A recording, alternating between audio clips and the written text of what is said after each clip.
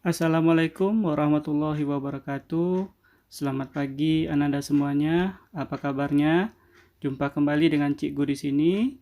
Nah, pagi hari ini kita akan membahas materi tentang tema 1, selamatkan makhluk hidup, subtema 2, hewan sahabatku, pembelajaran 1. Nah, Cikgu ingin bertanya kepada anak-anak semuanya, apakah kalian memiliki hewan peliharaan di rumah? Kalau ada, tahukah kalian bagaimana cara berkembang biaknya? Oke, kalau tidak tahu, ayo kita pelajari bersama. Perkembangbiakan pada hewan terbagi menjadi dua. Yang pertama, perkembangbiakan generatif, dan yang kedua, perkembangbiakan vegetatif. Nah, khusus pada pertemuan ini, kita hanya akan membahas perkembangbiakan secara generatif saja. Perkembangbiakan generatif adalah perkembangbiakan yang terjadi melalui proses perkawinan, di mana terjadinya pertemuan antara sel kelamin jantan dan sel kelamin betina. Perkembangbiakan secara generatif bisa kita bagi menjadi 3. Yang pertama adalah ovipar atau disebut dengan bertelur. Jadi, ingat awalannya adalah huruf O. O itu bulat seperti telur, jadi untuk memudahkan mengingatnya, ovipar adalah bertelur. Contoh hewannya, yang pertama adalah ayam, yang kedua adalah burung, yang ketiga adalah katak, dan yang keempat adalah ikan. Proses pembuahan pada hewan ovipar terbagi menjadi 2. Yang pertama, ada yang terjadi di dalam tubuh induknya atau disebut dengan pembuahan internal. Contohnya, ayam dan burung. Dan ada proses pembuahannya yang terjadi di luar tubuh induknya yang disebut dengan pembuahan eksternal. Contohnya pada katak dan ikan. Perkembangbiakan generatif pada hewan berikutnya yaitu vivipar atau disebut melahirkan. Ciri-ciri hewan yang berkembang biak dengan melahirkan adalah memiliki rambut halus pada sekujur tubuhnya. Contohnya adalah kucing, kerbau, dan ikan paus. Yang ketiga adalah ovovivipar atau disebut dengan bertelur dan melahirkan. Hewan yang berkembang biak dengan ovovivipar, embrio hewan tersebut terdapat di dalam telur yang masih berada di dalam tubuh induknya. Setelah cukup umur, embrio akan menetas dan keluar dari tubuh induknya seperti melahirkan. Tetapi, ada kalanya ketika dia melahirkan, anaknya masih terbungkus oleh cangkar telur. Makanya, hal seperti ini disebut dengan bertelur dan melahirkan. Contohnya adalah pada beberapa jenis ular dan kadal. Hewan-hewan yang ada sangat membantu penduduk di kawasan Asia Tenggara dalam kegiatan ekonomi. Nah, hewan-hewan tersebut bisa dijual untuk menghasilkan uang. Nah, berikut kita akan membahas lebih lanjut tentang potensi ekonomi negara-negara ASEAN. Yang pertama, Brunei Darussalam. Negara ini terkenal dengan kekuatan sumber daya alam berupa minyak bumi dan gas alam. Filipina. Filipina adalah sebuah negara kepulauan yang mata pencaharian sebagian besar penduduknya adalah di bidang pertanian. Beberapa produk unggulan hasil pertaniannya diekspor ke berbagai negara seperti nanas, padi, kelapa, dan gula. Indonesia.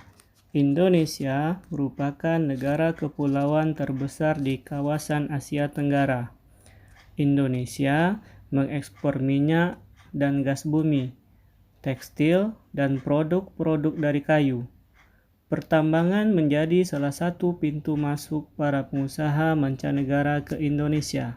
Selain itu, keindahan alam Indonesia merupakan daya tarik yang menjadi sumber devisa negara dari sektor pariwisata. Kamboja. Di Kamboja mengalir Sungai Mekong. Daerah di sekitar Sungai Mekong merupakan daerah yang subur. Mata pencaharian penduduk Kamboja adalah pertanian. Hasil pertanian Kamboja yang besar adalah padi dan karet. Laos. Laos bertetangga dengan Kamboja. Negara ini dilewati oleh aliran Sungai Mekong. Sama seperti di Kamboja, kegiatan pertanian banyak dilakukan di sepanjang aliran sungai ini. Sebagian besar hasil pertanian dinikmati oleh masyarakat Laos. Malaysia. Kegiatan ekonomi utama penduduk Malaysia adalah di bidang pertanian, pertambangan, dan perindustrian. Perdagangan internasional merupakan salah satu kegiatan ekonomi Malaysia yang mengalami pertumbuhan tercepat. Myanmar. Mata pencaharian utama penduduk Myanmar adalah pertanian, perkebunan, dan pertambangan. Padi merupakan hasil utama dari pertanian di sana. Myanmar merupakan salah satu negara penghasil padi terbesar di Asia Tenggara. Singapura. Singapura merupakan negara paling maju di kawasan ASEAN. Letak Singapura sangat strategis.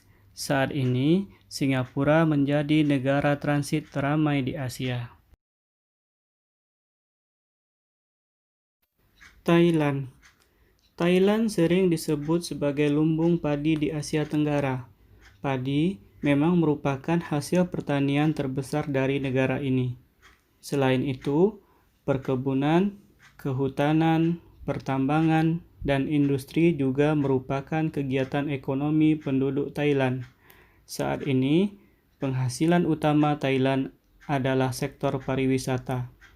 Keunikan bangunan budaya di Thailand menjadi daya tarik tersendiri bagi para wisatawan mancanegara. Vietnam. Setelah pulih dari Perang Vietnam, negara ini mulai berkembang di berbagai sektor perekonomiannya. Pariwisata dan turisme mendukung perkembangan ekonomi. Bidang pendukung lainnya seperti usaha jasa di bidang perhotelan, restoran, serta transportasi juga turut berkembang pesat. Nah, tadi kita sudah membahas tentang potensi ekonomi negara-negara di ASEAN. Nah, sekarang Bapak minta kalian pilih 2 negara, kemudian kalian bandingkan negara-negara tersebut di dalam kehidupan ekonominya. Nah, tulis hasil kalian ke dalam diagram Venn berikut. Anak-anak hebat, berikutnya Bapak akan membacakan sebuah cerita. Nah, setelah itu Bapak akan minta kalian untuk menemukan ide pokok pada setiap paragrafnya. Nah, perhatikan, Bapak akan mulai membaca dengan paragraf pertama. Bebek adalah unggas yang hidup di darat tetapi menyukai perairan. Penduduk Indonesia banyak memanfaatkan daging dan telur bebek untuk kebutuhan sehari-hari. Paragraf kedua. Bulu bebek tidak pernah basah meskipun ia berenang dan menyelam. Hal itu karena bulunya memiliki kelenjar minyak. Lapisan minyak berguna untuk membuat suhu tubuh bebek tetap hangat di malam hari. Cukup sekian pembelajaran kita hari ini. Sampai ketemu pada pembelajaran yang akan datang. Dan jangan lupa tekan tombol subscribe dan nyalakan tombol loncengnya supaya kalian bisa mendapatkan notifikasi video-video terbaru dari channel Cikgu. Terima kasih.